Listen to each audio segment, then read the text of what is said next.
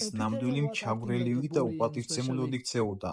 ამიტომ ეს ყველაფერი უფრო პირადული გახდა. ბრძოლამდე კი წარმოდგენა არ ჰქონდა, როგორ უნდა მეჩხუბა მასთან. როგორც წესი, ყოველი ბრძოლის წინ მაქვს ჩემი გეგმა, რომელსაც ვიყენებ და მივყვები.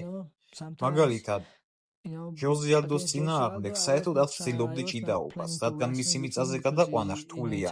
სწორედ ამიტომ ვიყენებდი კრივს და გალიასთან მიმწყდევას ვცდილობდი. მარლონ მორაესთან იგივეს ვფიქრობდი, ვიცოდი, რომ ჯიუ-ჯიტსუს შავი ქამარი აქვს. ამიტომ არ მიცდია მისი მიწაზე გადაყვანა, არ მინდოდა საბმიშენზე დავეჭერე.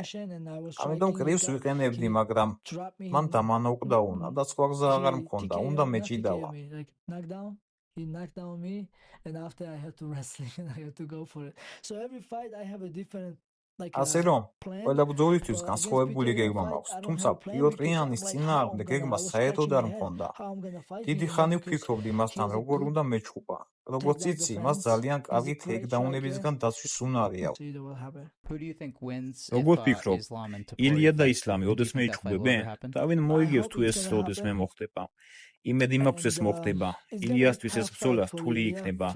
მაგრამ მას კარგი შანსი აქვს, როგორც თქვი, ილია გაიძულებს მასთან კრივში დადგე. ან ეჭიდაო, რომელსაც ის შეაჩერებს. ან ილია წინ წავა და ისლამ სხვა გზა არ აქვს. კრივში უნდა დაუდგეს. აქ ყველამ ვიცით ილიას კრივის შესახებ და თუ რამხელა ნოკაუტის ძალა აქვს ხელებში.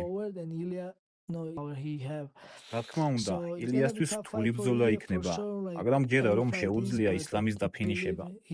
თუ მე მოვიგებ, იცი რა, ეს სპორტია. ახლა ამაზე არ ვფიქრობ და ცუას ვიძახი. ჯერ კორის სანჰეგენთან მოქვს ბრძოლა, შემდეგ პიოტრიანი და ვნახოთ ვინ იქნება შემდეგი კონტენდერი. ასე რომ ამაზე ჯერ არ ვფიქრობ, მაგრამ ვნახოთ, მომავალში ყველაფერი შეიძლება მოხდეს.